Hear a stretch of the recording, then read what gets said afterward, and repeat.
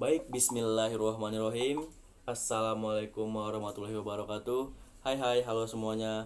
Balik lagi dengan aku Zaki. Jadi, kali ini aku bakal ngajakin teman-teman semua buat dengerin sedikit pembahasan materi tentang kepribadian dan emosi. Jadi, menurut artikel yang aku baca, apa itu kepribadian? Secara populer ada dua pengertian tentang kepribadian. Yang pertama, menyamakan istilah kepribadian dengan kecakapan atau keterampilan sosial. Kepribadian dinilai berdasarkan kemampuannya memperoleh reaksi positif dari orang lain dalam berbagai keadaan sehingga muncul istilah kursus kepribadian. Dan yang kedua, pengertiannya ialah memandang kepribadian dari kesan yang paling menonjol atau paling khas yang ditunjukkan seseorang terhadap orang lain. Jadi misal kayak orang ini sangat menonjol dalam hal kejujuran, maka orang bakalan menilai dia bahwa kepribadian dia merupakan orang yang sangat jujur. Begitu pengertian singkatnya dari saya.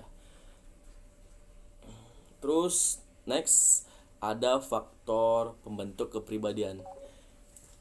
Jadi menurut artikel yang saya baca, faktor yang mempengaruhi kepribadian itu diantaranya yang pertama, faktor genetik.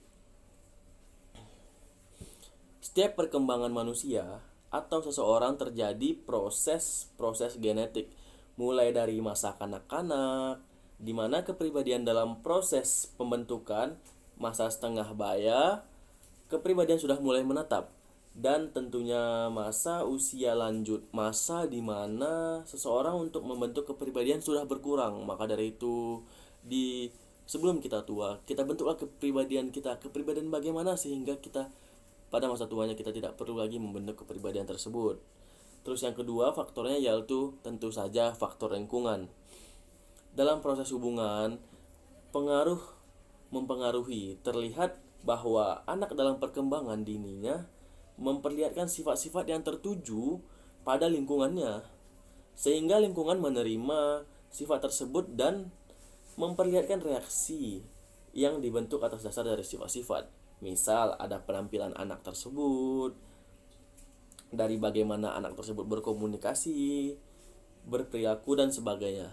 Maka dengan demikian lingkungan memberikan reaksi perubahan dari perilaku yang ditampilkan anak tersebut dan memberikan reaksi pada anak yang berpengaruh pada terhadap perkembangan anak, khususnya perkembangan kepribadiannya.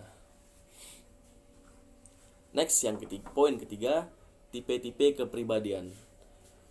Tipe-tipe kepribadian sama-sama kita tahu tentunya. Yang pertama itu ada ekstrovert, diambil dari bahasa X gitu, berarti kita tahu kalau ekstrovert itu kayak luar atau terbuka. Maka ekstrovert ini bersifat mudah terbuka, mudah bergaul, responnya realistis, dapat beradaptasi dengan lingkungan, dan segalanya ditanggapi secara objektif. Yang kedua tentunya introvert. Sebagaimana kita tahu bahwa introvert ini in, maka itu artinya dalam, dan maka segala yang ditanggapi sesuai dengan keadaan dirinya, menutup diri dan sangat sensitif terhadap orang luar.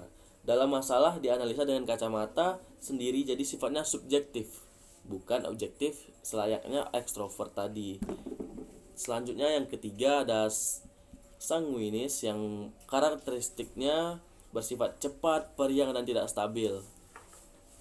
Anak ini cenderung terlihat bahagia dan bisa jadi tidak stabil, maka kebahagiaan tersebut bakalan berdampak buruk untuk dirinya sendiri.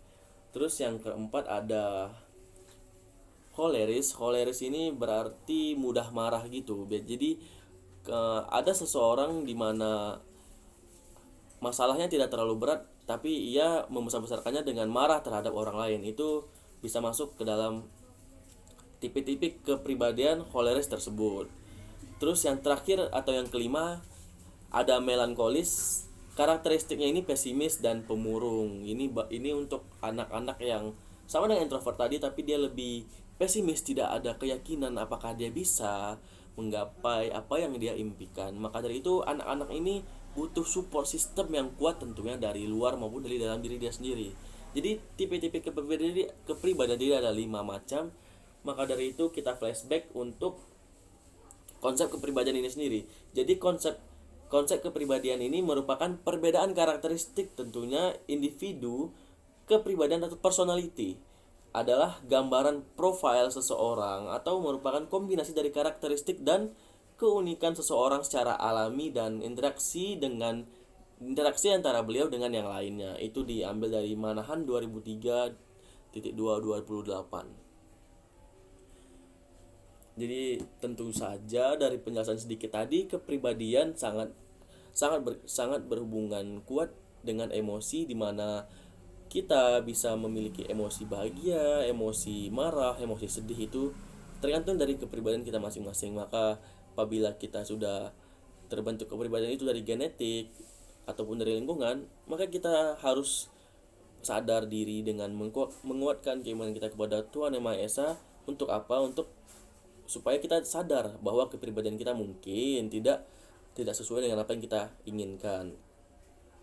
Maka dari itu sedikit saja wejangan dari saya. Semoga apa yang saya sampaikan bermanfaat, dan apabila banyak kata-kata atau kalimat dan perilaku atau gerak-gerik saya yang kurang menyenangkan oleh teman-teman semua, mohon sebanyak-banyak dimaafkan, karena itu semua pasti ada cacatnya, walaupun kita tidak tahu cacatnya di mana. Pesan saya untuk teman-teman semua, percayalah bahwa kita semua ini kuat. Percayalah bahwa kita semua ini bisa menghadapi apa yang menurut kita tidak bisa menghadapi. Karena apa? Walaupun misal nih teman-teman semua tidak ada yang mensupport, ingat selalu satu, bahwa yang di atas pasti selalu ada untuk kita. Yang di atas pasti selalu ada di samping kita, menemani kita untuk menjalani hari-hari kita. Akhirul kalam, for all this, and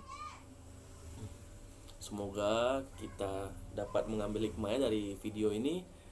Akhirul kalam, wabillahi taufiq wal hidayah. Assalamualaikum warahmatullahi wabarakatuh. See you in the next video, guys. Thank you.